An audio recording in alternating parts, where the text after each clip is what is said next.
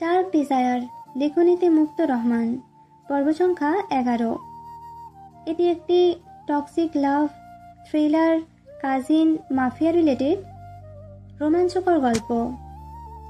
রাকা ধীর পায়ে শার্লকের দিকে এগিয়ে আসে। গা ছমছমে নীরবতায়, জুতোয় ধুলোমাখা মাটি চূর্ণ হয়ে আওয়াজ তুলে প্রতি পায়ে। চোখে মুখে চাপা উত্তেজনা, কপালের রেখায় জটিলতা স্পষ্ট। স্নায়ুর প্রতিটি কোষ যেন সতর্কতায় জ্বলে উঠেছে। শার্লকের চেহারা আড়াল করে থাকা মুখোশের দিকে তাকিয়ে রাখা গা ঠেলে আরো সামনে আসে। হালকা হাত উঁচিয়ে শার্লকের দিকে এগোয়। উদ্দেশ্য একটাই, মুখোশ সরিয়ে সত্যিকারের পরিচয় জানার চেষ্টা। শার্লক, গলায় চাপা এক উত্তেজনা। কিন্তু ঠিক সেই আগের মুহূর্তে হঠাৎ যেন সময় স্থবির হয়ে আসে। রাকার বুকের মাঝে আচমকা ছড়িয়ে পড়ে এক প্রচন্ড যন্ত্রণা, যেন কিছু ভারী অদৃশ্য এক শক্তি সব এক মুহূর্তে নিঃশেষ করে দিচ্ছে। চোখ বড় হয়ে আসে রাকার, থমকে যায় হাতের গতি। দৃষ্টিটা ধীরে ধীরে ঝাপসা হয়ে আসে। বিস্ময়ে তাকায় নিজের বুকের দিকে।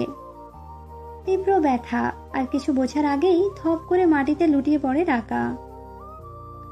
চারদিক কেমন হঠাৎ থমকে দাঁড়ায়। শার্লকের পাশ থেকে বেরিয়ে আসে আরেকজন, হাতে নিঃশব্দে গর্জে ওঠা সাইলেন্সার লাগানো বন্দুক। এই অল্প সময়ের মধ্যেই যেন পাল্টে যায় পুরো দৃশ্যপট। রাকা লুটিয়ে পড়ার মুহূর্তে তার দলের অস্ত্রধারী দল ছায়ার মতো একে একে অস্ত্র তলে। বিভ্রান্তি, আতঙ্ক আর প্রতিশোধ সব একসাথে মিশে বিস্ফোরণের মতো মুহূর্ত তৈরি করে। বন্দুকগুলো একযোগে টার্গেট করে শার্লক ও তার পাশের গার্ডদের। রাকার দলের বাকি সবাই মুহূর্তের ভেতর নিজেদের পজিশন নিয়ে নেয়। অন্ধকার জঙ্গলের নিস্তব্ধতা ছিঁড়ে অস্ত্রের ব্যারেলগুলো ধীরে ধীরে এগিয়ে আসে শার্লক, নুরেজ এবং তাদের সঙ্গীদের ঘিরে। প্রতি মুহূর্ত যেন বিস্ফোরণের আগের নিস্তব্ধতা। বাতাস ভারী হয়ে ওঠে। রাকা এখনো মাটিতে পড়ে, বাম হাতে গুলির ক্ষত। রক্ত গড়িয়ে মাটিতে ছড়িয়ে পড়ছে, কিন্তু মুখে ব্যথার ছাপ নেই। আছে শুধুই প্রতিশোধের আগুন। ক্ষণিকের জন্য চোখ বন্ধ করে নিঃশ্বাস নেয়, তারপর বাম হাতটিকে কঠিনভাবে ছাড়া দিয়ে উঠে দাঁড়ায়। আধারের মধ্যেও রাকার মুখে জমে থাকা রক্ত আর মাটি লেগে কুৎসিত এক ভয়ঙ্কর ছাপ ফেলেছে। রাকা সোজা হয়ে দাঁড়িয়ে বন্দুক তুলে ধরে, শার্লকের বুকে নিশানা স্থির করে। কিন্তু শার্লকের দেহভঙ্গি ততটুকুও নড়ে না। না কোনো চমক, না কোনো আতঙ্ক, শুধু মুখোশের আড়ালে চলতে থাকা চোখের দুটো আগুন। চোখ এমন যে যেন কোনো সাধারণ দৃষ্টির নয়, ওখানে আছে তপ্ত লাভার মতো জ্বলন্ত আগ্রাসী দৃঢ়তা। যেন সে জানে কি হতে যাচ্ছে, এবং সেই অনিবার্যতার মধ্যেও সে ভয়হীন। পেছনে নড়েজও নিস্তব্ধ, একটু নড়াচড়াও করে না। সামনের দৃশ্যপট যেন থেমে গেছে এক পলকের জন্য। শব্দ নেই, শুধু রাতের বাতাসে গাছের পাতা মর্মর শব্দ তুলছে। রাকার ঠোঁট ফাঁক হয়, ভেতর থেকে নিঃসৃত হয় ভাঙা তীক্ষ্ণ উচ্চারণ, কে তুই? শার্লকের চোখ তখনও স্থির, কোনো উত্তর নেই। কিন্তু চারপাশের বাতাস যেন হঠাৎ ভারী হয়ে ওঠে। নিঃশব্দ আতঙ্ক ছড়িয়ে পড়ে সবাইকে ঘিরে। অন্ধকারে দাঁড়িয়ে থাকা শার্লক হঠাৎ ধীর তীক্ষ্ণ স্বরে বলে ওঠে, তোর বাপ। কণ্ঠস্বরে ছিল এমন এক আত্মবিশ্বাস, এমন এক বিদ্রুপ, যেন ঠিক জানে কার সামনে কিভাবে দাঁড়াতে হয়। কথাটা বলার পর এক সেকেন্ডও দেরি না করে শরীর ঝুঁকিয়ে সোজা রাকার বুকে বসিয়ে দেয় এক অসহ্য লাথি। রাকা পেছনে পড়ে যেতে না যেতেই ছপ, সাইলেন্সার লাগানো একটি গুলি বের হয় শার্লকের পেছনের কালো কোটের আড়াল থেকে। নিঃশব্দে বুলেটটি বুকে ঠুকে পিঠ দিয়ে বেরিয়ে যায়, একদম নিখুঁতভাবে। স্নাইপারের মতো নিখুঁত নিশানা। এমন নিখুঁত গুলি সাধারণ কেউ ছুঁড়তে পারে না, যেন পেশাদারের কাজ। রাকা ঝাঁকুনি খেয়ে পড়ে যায় মাটিতে। এবার আর উঠে দাঁড়ায় না, নড়ারও চেষ্টা করে না, কেবল বিস্ফারিত চোখে শার্লকের মুখোশের দিকে তাকিয়ে থাকে। এই এক মুহূর্তের মধ্যে নোরেস ও তার সাথে আসা গার্ডেরা বাকি রাকার লোকদের দিকে ঝাঁপিয়ে পড়ে। কেউ ঘাড়ে আঘাত খেয়ে মাটিতে গড়ায়, কেউ বন্দুক ছুঁড়ে ফেলে হাত তুলে দেয়। যেন এক নিঃশ্বাসে পুরো জায়গাটা নিয়ন্ত্রণে নিয়ে নেয় শার্লক ও তার সঙ্গীরা। অন্ধকার জঙ্গলের বুক চিরে ছড়িয়ে পড়ে নিস্তব্ধ এক ভয়ের শীতলতা। শার্লক ধীরে ধীরে এগিয়ে এসে রাকার মুখের সামনে দাঁড়ায়, নিচু হয়ে বলে, এবার বুঝলি কার রাজত্বে পা রেখেছিস? রাকার চোখের পাতা ধীরে ধীরে নেমে আসে। Certain has not fallen yet. এক এক করে দুটি ট্রাক ধীর গতিতে সরে যেতে থাকে জঙ্গলের অন্ধকার গহ্বর চিরে। গার্ডরা নিঃশব্দে নিখুঁত নিপুণতায় আবারও সব বক্স লোড করে নেয় ট্রাকে। যেন কিছুই ঘটেনি, যেন কয়েক মুহূর্ত আগের রক্তাক্ত বিভীষিকা শুধুই এক দুঃস্বপ্ন। রাতের কুয়াশা আবার গিলতে শুরু করে সব চিহ্ন। অন্যদিকে মাঝে ছড়িয়ে থাকা মৃতদেহগুলোকে ঘিরে দাঁড়িয়ে থাকা গার্ডদের দিকে ঠান্ডা কণ্ঠে হুকুম ছাড়ে শার্লক, একটাও দাগ থাকলে পরিণাম কল্পনার বাইরে হবে। লাশ, রক্ত সব গায়েব করে দাও।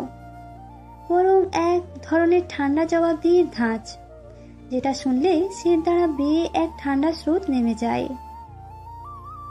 তবে রাকা যখন শার্লকের দিকে বন্দুক তাক করে ট্রিগার টিপে দেয়, মুহূর্তের মধ্যেই গর্জে ওঠে সাইলেন্সার লাগানো এক নিঃশব্দ গুলি। শার্লক ঠিক সময় মতো সরে দাঁড়ালেও গুলিটি তবু সোজা গিয়ে লাগে তার বুকের ওপর, ডান পাশ বরাবর। একটা মৃদু ধাক্কার মতো একটু কেঁপে ওঠে, কিন্তু দাঁড়িয়ে থাকে একদম স্থির হয়ে। কোনো চিৎকার নেই, মুখভঙ্গিতে বিন্দুমাত্র ভাঁজ নেই। শার্লকের চারপাশে কেউ টেরই পায় না কি ঘটেছে। রাতের অন্ধকার আর গায়ে জড়ানো ঘন কালো কোটগুলির ক্ষত আর রক্তের কোনো চিহ্ন প্রকাশ করতে দেয় না। বুকের ভেতর ব্যথা ক্রমশ ছড়িয়ে পড়লেও মুখে কোনো রেখা পড়ে না শার্লকের। একটা নিঃশংসময় নির্মম শান্তি নিয়ে আবার ঘুরে দাঁড়ায়। নোরেস কিছুক্ষণ রাকার রক্তাক্ত নিথর দেহের দিকে তাকিয়ে থাকে, তারপর মাথা নাড়িয়ে এগিয়ে আসে শার্লকের পাশে। গলায় খানিকটা উদ্বেগ, খানিকটা বিরক্তি। ভাই, রাকাকে এখন মেরে ফেলা ঠিক হয়নি। ওদের কাছে যদি খবর পৌঁছে যায় তাহলে বড় ঝামেলা হবে। শার্লক থামে, ধীরে ধীরে মুখ ঘুরিয়ে তাকায় নোরেসের দিকে, তারপর নিঃশব্দে এগিয়ে আসে। নোরেসের মাথায় এক হাত দিয়ে হালকা চাপড় মেরে হাসে, একটা অদ্ভুত বিদ্রুপ মাখা হাসি। ভালো করে খেয়াল কর রাকার দিকে। তারপর আর কিছু বলে না, ঘুরে যায় শার্লক। গাড়ির দিকে হাঁটা দেয় ধীর পায়ে, যেন সবকিছু প্ল্যানের ঠিকঠাক ছকে সাজানো এক একটা চাল। নোরেস ফ্যাল করে তাকায় রাকার দিকে। কয়েক মুহূর্ত পর তার চোখ একটু বড় হয়, ঠোঁট অল্প কাঁপে। রাকার চোখ বন্ধ, কিন্তু দেখে মনে হবে তাতে কোনো প্রাণ নেই। আর একটু ভালো করে খেয়াল করে নোরেস, গুলিটি ডান পাশে লেগেছে আর রাকার শ্বাস প্রশ্বাস এখনো চলছে। হতভম্ব নোরেস বুঝে যায় রাকা মারা যায়নি, সে মারা গেছে। এটা যেন দেখানোরই ছিল, যেন এই নাটকের শেষ পর্দা এখনো পড়েনি।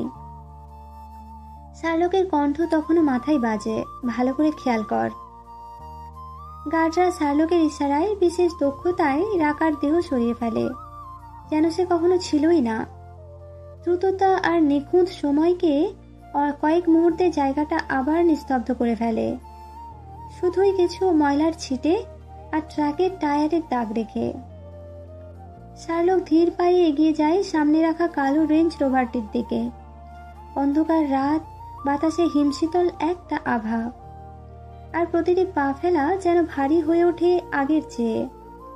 গাড়ির সামনে এসে দরজার হ্যান্ডেলে হাত রাখতেই গা শিরশির করা ব্যথায় শরীরটা একটু কেঁপে ওঠে। গুলিটা ঠিক কোথায় লেগেছে বুঝতে পারছে, কিন্তু প্রকাশ করতে চায় না। পাশ থেকে নোরেস এগিয়ে এসে সন্দেহ ভরা চোখে তাকায়। ভাই, কোনো সমস্যা? শার্লক চোখ তুলে তাকায় না, শুধু মাথা সামান্য নেড়ে বলে, কিছু না, তুই ড্রাইভ কর। তারপরে গায়ের সমস্ত শক্তি একত্র করে নিজেকে তুলে এনে বসে পড়ে পাশের সিটে। সিটে বসতেই ঘাম জমে কপালে, কিন্তু ঠোঁটের কোণায় টান পড়ে। একটা নীরব যুদ্ধ এখনো জিততে চায়। নূরেশ শব্দ না করে উঠে বসে ড্রাইভিং সিটে, চোখে প্রশ্ন কিন্তু মুখে নীরবতা। ইঞ্জিন স্টার্ট হতেই চারপাশে আবার শুরু হয় গা ছমছমে শব্দ। কালো গাড়িগুলো একে একে অন্ধকার গহীন জঙ্গলের বুক ছিঁড়ে মিলিয়ে যেতে থাকে। রক্ত এখনো গোপনে বয়ে চলেছে শার্লকের বুক থেকে। ঘড়ির কাঁটা 3টা ছুঁয়েছে। রাতের নিস্তব্ধতা যেন সিলেটের পাহাড়ি জঙ্গলের গহীনে এক অদ্ভুত গা ছমছমে পরিবেশ তৈরি করেছে। চারপাশে শুধু ঝিঝি পোকাদের এক টানা আওয়াজ, তার মাঝে মাঝে দূরে কোনো নিশাচরের গা শিউরে ওঠা চিৎকার। সেই নির্জনতা ভেদ করে অন্ধকারের বুক চিরে দুটো আগুন রাঙা চোখ যেন ধীরে ধীরে এগিয়ে আসছে। হেডলাইটের 2টা তীব্র আলোতে মনে হচ্ছে কোনো জন্তু নয়, এক বিশাল শক্তির আগমন ঘটছে। আগুন রাঙা চোখ দুটো কোনো জন্তুর নয়, তা কালো রেঞ্জ রভারের। গা ছমছমে পাহাড়ি পথ থেকে হঠাৎ করে ফুল স্পিডে গাড়িটি উঠে আসে মূল সড়কে। গতিবেগে বাতাসও যেন হাল ছেড়ে দিয়েছে। পেছনে 2টি অনুসরণকারী গাড়ি আর নেই, ট্রাকগুলোও নেই। সবকিছু পেছনে ফেলে একাই ছুটছে এসইউভিটি, পাহাড়ের নিস্তব্ধতা ফুঁড়ে অন্ধকারকে ছিন্ন করে। ড্রাইভিং সিটে বসে আছে নরেশ, পেশাদার চালকের মতো নয়, বরং এক নিঃশব্দ সৈনিকের মতো, যার হাতে এখন কেবল গতি আর সময়। চোখ দুটো সামনে স্থির, মুখে কোনো কথা নেই। পথের প্রতিটা বাঁক সে যেন আগেই জানে, আগেই বুঝে নিচ্ছে কোনখানে কেমন স্পিড নিতে হবে। পাশের সিটে বসে আছে শার্লক, চোখ বন্ধ, শরীরটা চুপচাপ। মনে হচ্ছে গভীর ঘুমে আচ্ছন্ন, কিন্তু বাস্তবে তার শরীরের প্রতিটি স্নায়ু ব্যথায় জ্বলছে। বুকের ঠিক টান দিকে গুলি লেগেছে, কিন্তু কোট আর কালো পোশাকের কারণে রক্তের চিহ্ন অনেকটাই ঢাকা পড়ে গেছে। শ্বাস স্থির, তবে খুব ভারী। কখনো হালকা কাশিতে কেঁপে ওঠে শরীর। নরেশ কেবল একবার চোখ ফিরিয়ে দেখে, কিন্তু কিচ্ছু বলে না। বাইরে মেন রোড একদম ফাঁকা। রাতে 3টা মানেই মানুষের জগৎ ঘুমে, আর এই 2 ছায়ামানব ছুটছে এক অজানা গন্তব্যের দিকে। এসইউভির গ্লাসের বাইরে চাঁদের আলোতেও ঘন অন্ধকার হয়ে আছে। এক একটা গাছের ছায়া যেন ওত পেতে আছে তাদের পথ রুদ্ধ করতে। রেঞ্জ রোভারটি এখন পাহাড় থেকে অনেকটা নেমে এসেছে। মোড় ঘোরার সময় পেছনে চাকার ঘর্ষণে ধুলো উড়ে যায়, কিন্তু গতি এক চুল কমে না। রাস্তার পাশে মাঝে মাঝে দেখা যায় পাহাড়ি গ্রামের ছায়া, 2-একটা টিনের ঘরের ভেতর আধা জ্বলা হ্যারিকেনের আলো। কিন্তু সে আলো যেন ভয় পেয়ে ফেলে এই কালো গাড়িটিকে। গাড়ির ভেতরে স্তব্ধতা অটুট। হঠাৎ করে শার্লকের গলা দিয়ে এক চাপা কষ্টের শব্দ বের হয়। চোখ খুলে একবার বুকের দিকে তাকায়, আবার জানালার বাইরে চেয়ে থাকে। রক্ত হয়তো জমাট বেঁধে গেছে, অথবা শরীর হাল ছেড়ে দিচ্ছে। নরেশ এবার নিঃশব্দে বলে, আরো 20 মিনিট ভাই, তারপর আমরা সেই জায়গায় পৌঁছে যাব। শার্লক কোনো উত্তর দেয় না, শুধু চোখ বন্ধ করে আবার সিটে হেলে পড়ে। মুখে এক টুকরো ক্লান্তির ছায়া, কিন্তু ভেতরে কি চলছে তা কেউ জানে না। এসইউভিটা ছুটতে থাকে রাস্তায়, তার পেছনে আর কেউ নেই। সামনে কি আছে জানা নেই, কিন্তু একটা জিনিস নিশ্চিত, এই রাত এখনো শেষ হয়নি। কালো রেঞ্জ রোভারটি কিছু সময় পর ধীর গতিতে থামে শহরের উপকণ্ঠে অবস্থিত এক অভিজাত হোটেলের পার্কিং লটে। হোটেলের আলোকিত ফ্যাসাড, মার্বেল পাথরে মোড়ানো প্রবেশপথ আর কাঁচের দরজার ভেতর দিয়ে ঝলমলে লবির আলো যেন ঠিক তখনই মিশে যায় এসইউভির দীর্ঘ ক্লান্তির জর্জরিত ছায়ার সঙ্গে। গাড়ি থামতেই শার্লক কোনো শব্দ না করে দরজা খুলে নেমে পড়ে। বুকের ব্যথা এখন পুরো শরীর জুড়ে বিস্তার লাভ করেছে, কিন্তু হাঁটার ছন্দে কোনো জড়তা নেই। পেশাদার ঘাতকের মতো নিঃশব্দ মেপে মেপে পা ফেলে হোটেলের লবির দিকে এগিয়ে যায়। নরেশ অবাক হয়ে তাকিয়ে থাকে। এতক্ষণ রক্তাক্ত অবস্থায়ও শার্লক একটা শব্দ করেনি, অথচ হোটেলের সামনে এসে কিভাবে কিছু না বলে ভেতরে চলে যাওয়া? সন্দেহ যেন কাঁটার মতো বিঁধে যায় মাথার ঠিক মাঝখানে। নরেশ একবার পেছনে সিটের দিকে তাকায়। সেখানে কোনো প্রমাণ নেই শার্লকের আহত হওয়ার। এক ফোঁটা রক্তের চিহ্নও সেখানে নেই। হঠাৎ নরেশ ভাবে, ও কি আমাকে কোনো কিছু জানাতে চায়নি, নাকি কিছু লুকিয়ে রাখছে? নরেশ কপাল কুঁচকে ফেলে, চোখে চিন্তার গাঢ় ছায়া। আর সময় নষ্ট না করে দ্রুত সে গাড়িটি এক পাশে পার্ক করে। ব্যাক মিররে শেষবারের মতো দেখে নেয় হোটেলের দরজা। তারপর গাড়ির দরজা বন্ধ করে দৌড়ে ভেতরে ঢুকে যায়। ততক্ষণে অনেক দেরি হয়ে গেছে। শার্লক হোটেলের লিফটের দরজা দিয়ে ঠিক তখনই ঢুকে পড়ে। লিফটের দরজা চোখের সামনে বন্ধ হয়ে যায়। নরেশ দৌড়ে গেলেও শুধু লিফটের ওঠার শব্দ ছাড়া আর কিছুই কানে আসে না। লিফটের ডান পাশে থাকা ছোট ডিসপ্লেতে ভেসে ওঠে সংখ্যা 12, 13, 14। শার্লক কোথায় যাচ্ছে, কেন এত তাড়াহুড়ো করছে, কেনই বা এমন আচরণ করছে, এই প্রশ্নগুলো একটার পর একটা মাথায় ঘুরপাক খেতে থাকে। নরেশ নিজের কপাল ছুঁয়ে অনুভব করে ঘাম জমে গেছে। এই মানুষটা তার ভাইয়ের মতো, তার সঙ্গী বহু অপারেশনে, তবুও আজ সে কিছু বুঝে উঠতে পারছে না। নরেশ এবার ধীরে ধীরে পা ফেলে হোটেলের রিসেপশনের দিকে এগিয়ে যায়। চোখে সতর্কতা, মনে সন্দেহ, আর ঠোঁটে এক টুকরো চাপা উৎকণ্ঠা। কিছু পড়ে যাওয়ার হালকা শব্দে আহিয়ানার ঘুম ছুটে যায়। আচমকা চমকে উঠে বসে। ঘুমে আবছা চোখে চারপাশে তাকায়। ড্রিম লাইটের নরম আলোয় পুরো ঘরটা যেন নিস্তব্ধ আর অচেনা মনে হয়। চোখ বুলিয়ে দেখে ঘরে কেউ নেই। ঠিক তখনই আহির দৃষ্টি গিয়ে পড়ে দরজার পাশে। ফ্লোরে বসে আছে কেউ একজন, দেয়ালে হেলান দিয়ে মাথা নিচু করে। হৃদস্পন্দন আচমকা বেড়ে যায় আহির। গলার নিচে জমে থাকা শ্বাস যেন বের হতেই চায় না। মনের ভেতর ভয় বাসা বাঁধে। তবুও দুরু দুরু বুকে এক পা করে সামনে এগিয়ে যায়, নিঃশব্দে। অন্যদিকে রুদ্র নিজের সামনে কারো উপস্থিতি টের পায়। মাথা তুলে তাকাতেই দেখে আহি দাঁড়িয়ে আছে তার সামনে, বিস্ময় আর আতঙ্ক মিশ্রিত দৃষ্টিতে একভাবে তাকিয়ে আছে তারই দিকে। মুহূর্তটা থেমে যায়, যেন শব্দহীন এক প্রশ্ন ছড়িয়ে পড়ে মাঝখানে। রুদ্র ভাই এই ঘরে, এইভাবে আর এই রাতে? আহি ধীরে ধীরে কাঁপতে কাঁপতে রুদ্রের দিকে এগিয়ে যায়। রুদ্রের নাম ধরে জিজ্ঞাসা করে, ভাইয়া, আপনি এইভাবে এখানে বসে কেন? উঠে আসুন। কিন্তু রুদ্র কোনো সাড়া দেয় না।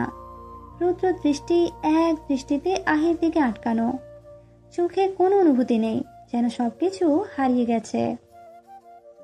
আহির মনে অদ্ভুত অনুভূতি তৈরি হয়। ভেতরটা ধক করে ওঠে। ভয় এক মুহূর্ত মনোযোগ নিয়ে নেয়, খারাপ কিছু হয়েছে।